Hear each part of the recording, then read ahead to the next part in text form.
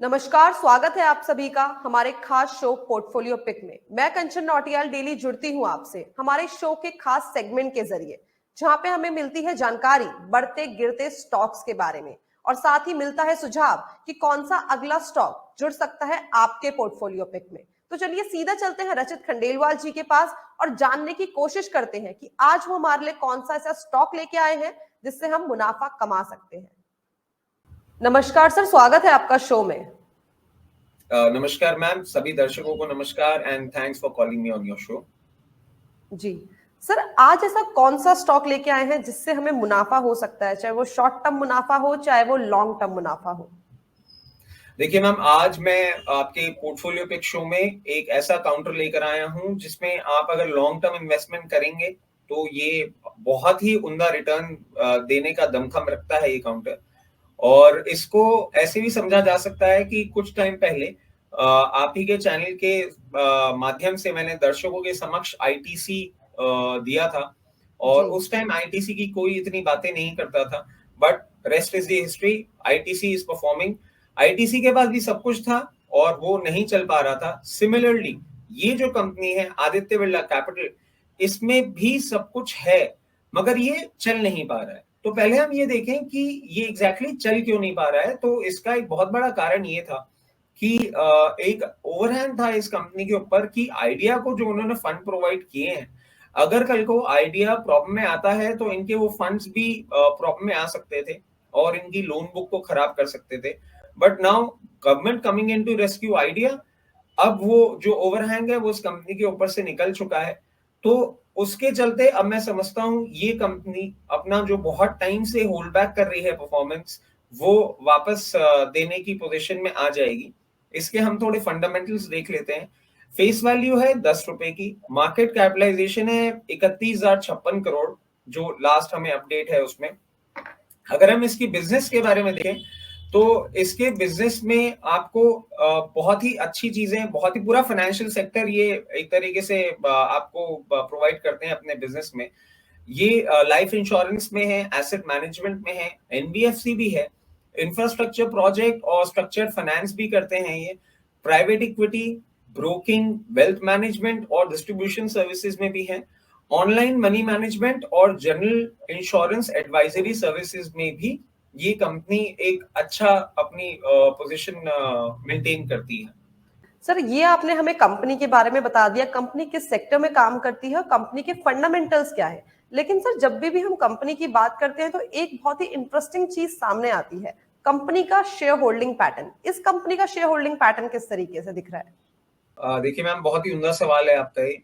और मैं समझता हूं कि इस कंपनी में जितनी पोटेंशियल है उस तरीके से इसका मार्केट प्रेजेंस अभी नहीं है। प्रमोटर होल्डिंग बहुत ही ज्यादा है इसमें, 71.6% पे। एफआईआईज में बहुत ही कम अभी एफआईआईज का इंटरेस्ट है, अभी इसमें 2.66% पे है। डीआईआईज थोड़ी ठीक है, 12.66% पे उनकी होल्डिंग मेंटेन हो रही है। पब्लिक डोमेन पे फिर इनका स्प्रेड थोड़ा कम है, 13.61%। मेरी समझ से जैसे जैसे ये कंपनी अब बाहर आ रही है और अच्छा परफॉर्मेंस दिखा रही है, वैसे वैसे इसकी अब एफआईआई होल्डिंग और पब्लिक डोमेन होल्डिंग भी इंक्रीज होनी चाहिए। जी, तो कंपनी का शेयर होल्डिंग पैटर्न सर ने बहुत ही अच्छे तरीके से हमें बता दिया है, फंडामेंटल्स भी बहुत ही अच्छे तरीके से क्लियर हो गए हैं। लेकिन आजकल सर एक सीजन चल रहा है, फेस्टिव सीजन के साथ साथ आजकल नतीजों का सीजन भी चल रहा है। किस तरीके से दिख रहे हैं एबी कैपिटल के नतीजे?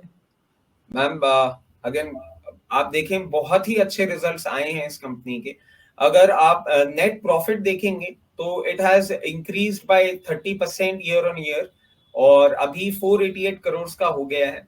अगर हम लोन बुक देखेंगे तो वो भी करीबन 36% से बढ़ी है ईयर ऑन ईयर बेसिस पे और 64,975 करोड़ पे चली गई है।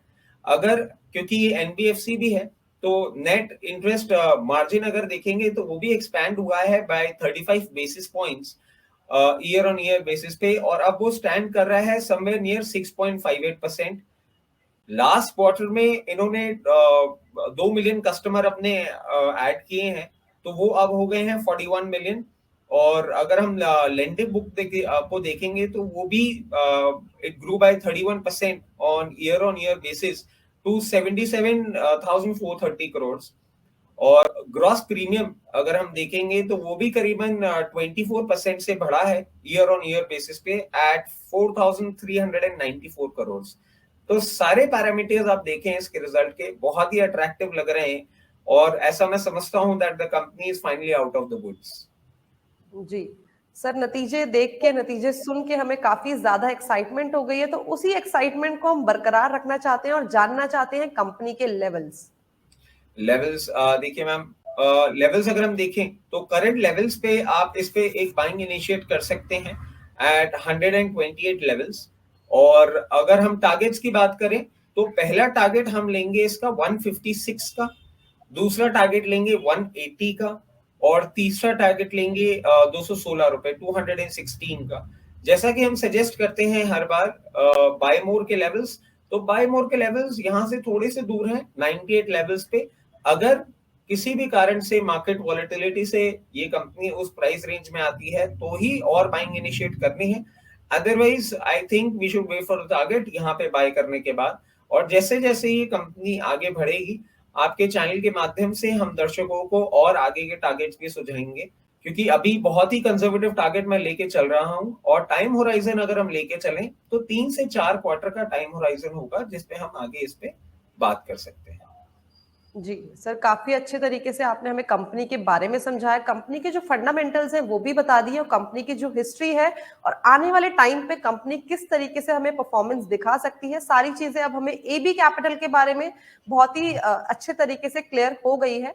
बहुत शुक्रिया सर आपका हमारे शो में आने के लिए, हमारे दर्शकों को और हमें इतनी बढ़िया जानकारी और सुझाव देने के लिए। धन्यवाद।